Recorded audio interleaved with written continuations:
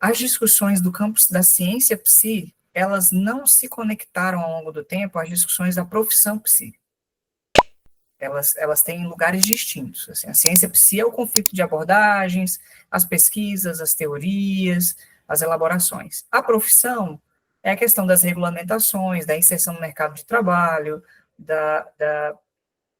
dos espaços no serviço público, questão das 30 horas e tal. Essas duas discussões, elas sempre estiveram até paralelas, mas elas nunca se tocaram.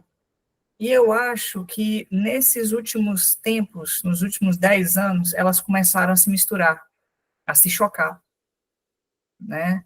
Ou seja, se antes era naturalizado eu tenho um primeiro emprego, um segundo emprego, para depois ir para o consultório, e a discussão da abordagem é outra, eu estou discutindo a formação e a prática da abordagem é uma coisa, o trabalho é outra. Eu acho que com rede social, com tecnologia, com aumento do número de pessoas, com precarização de serviços, oferta de clínicas para psis, com preço, né, irrisório, né, clínicas online, outras coisas, que vira, na verdade, uma uberização da psicoterapia, tudo vai se misturando. Então, está todo mundo nos espaços conversando de abordagem, de propostas, de formação, de trabalho, está tudo junto.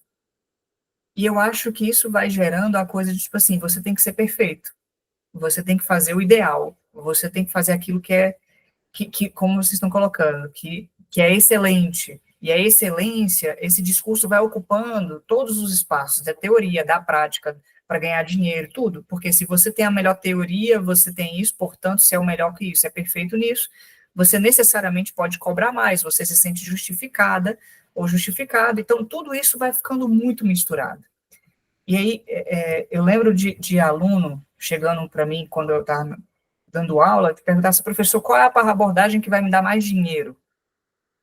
E aí, na época, eu falei assim, não é a abordagem que te dá dinheiro, é o seu trabalho, você vai construir isso. Qualquer abordagem do trabalho que você faz bem feito te dá dinheiro. Não, mas qual que é aquela que, né? Então, eu acho que essa pergunta se tornou quase cotidiana hoje.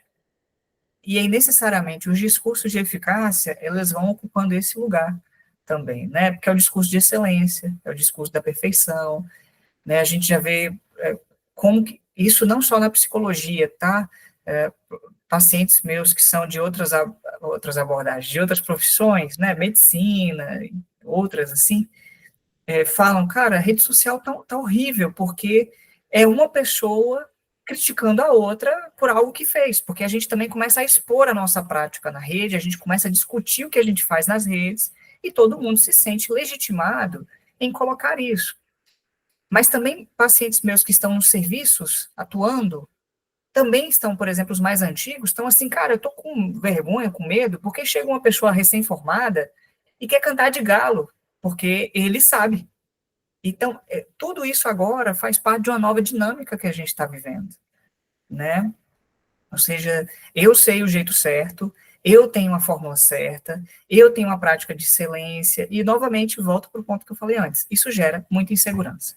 O tempo todo, isso vai alimentando muita insegurança, né? Então, é aí que eu acho que faz sentido a discussão desse artigo, desse texto, que é como que a gente lida com essas questões num contexto de pluralização e de muito conflito.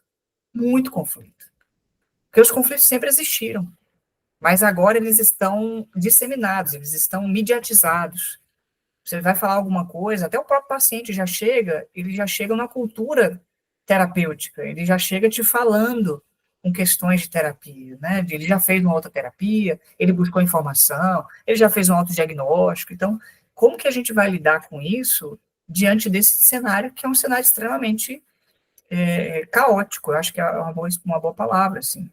E aí, quando, lá na página 111 desse